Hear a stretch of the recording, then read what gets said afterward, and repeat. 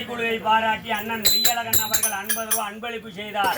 அவர் எந்த பக்கம் போனாலும் தகமுகமாக வாழ வேண்டும் என்றும் அவருக்கு கல்யாணம் ஆகணும்னா அடுத்த வருஷம் கல்யாணம் ஆகணும்னு சொல்லியும் கல்யாணம் ஆகியிருந்தா அடுத்த வரத்துக்கு இன்னொன்று செட் ஆகணும்னு சொல்லியும் காரியமுனை பிரார்த்தனை செய்கிறோம். அந்த நோட்டு 500 ரூபாய் கிட்ட கிட்ட அப்படி பாக்குற நல்ல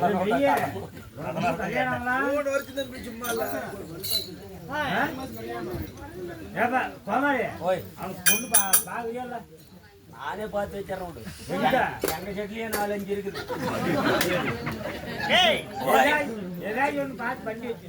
நீயும் ஒண்ணு பண்ணிக்கா. 1008 அண்டம் அண்டங்கள் 204 புவனம். சரி 8 திக்கு 14 கோணைகளில் வசிக்கின்ற ஆத்தல் அளித்தல் படித்தல் என்று சொல்லக்கூடிய மும்மூர்த்தி தேவரையை ஒருவரை சார்ந்த என் பெயரும் உலக சஞ்சாரி நாரதன் என்று அறிந்தாயா? நாரத மகாமுனிவர். இந்த நாரத மகாமுனிவரை பெற்றெடுத்த தாய் தந்தை யாரு சாமி? உனக்கு அப்பமா இருக்காங்களா? செத்து போயிட்டாங்க. ஏன் செத்து போயிட்டாங்க. அப்புறம் அப்புறம் என்னங்க அனாதையா தான் சுத்திட்டு தெரியும். இத கல்யாண காரியம்லாம் எதுவும் இல்லையா? அதெல்லாம் ஆவணை சாமி என்னை போல சேர்ந்தவன் இருந்தாலும் என் தாயார் யாரு? என் தந்தையார் யாரு? சொல்லட்டுமா? சொல்கிறீங்களா? வா வா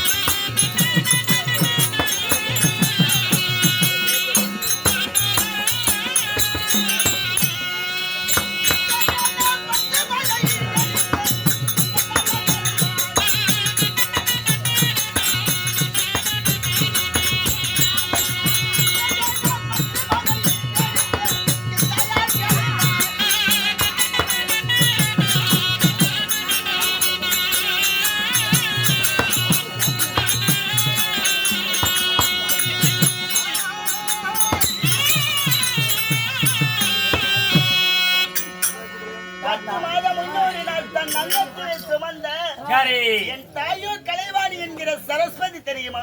சரிங்க, தாய் கலைவாணி என்ற சரஸ்வதி. ஆமா. தாங்களுடைய தந்தை? என் தந்தையார் யார்? யாரு? உலகத்திலே பிண்டம் பிடிக்கக்கூடிய பிரம்மதேவனே என் தந்தை. பிரம்மதேவ மன்னன். ஆமா. தாத்தா தேவனுடைய பிள்ளையா? உண்மைதான். தேவர் மிகவும் அழக வாய்ந்தவர்கள். அழக வாய்ந்த தேவருக்கும் ஒரு நாடாளுக்குரிய மன்னனுக்கும் மகனாக பிறந்த தாங்கள் மண்டையில குடுமி, நெத்தியில ராமம், கை பூரா கஞ்சனா கட்ட, நெஞ்சு பூரா விபூதி கொட்ட, கழுத்துல கொட்ட, காலுக்கில் 2 கொட்டை. தாத்தா தேவருக்கு மகனாக பிறந்த தாங்கள் இந்த பூலோகத்தில் பிச்சைக்காரனை போல் காட்சியளிக்க என்ன காரணம்? ஏன் இப்படி உடம்பெல்லாம் உத்திராட்ச கொட்டை? ஆமா தாத்தா. ஏன் இப்படி பிறந்த மேனியோடு அழிந்து கொண்டிருக்கிறார்? ஆமா தாத்தா. என்ன அவசோலம் என்று கேட்கிறார்? ஆமா தாத்தா. அதுதானே நண்பா. ஓய், இந்த நேரத்தில் அதெல்லாம் ஏன்டா கேட்கிறேன்? என்ன தாத்தா பண்றது? நான் ஏன் இந்த கஞ்சனா கட்டை எடுக்க வேண்டும்? ஆமா. ஏன் உடம்பெல்லாம் உத்திராட்சி கொட்டையை போட வேண்டும்? கோட்டையை போடணும். கொட்டையா? உத்திராட்ச கொட்டை. ஏன் எதனால? எதனால? எப்படி தெரியுமா? ஆமா சாமி. சொல்கிறீங்களா?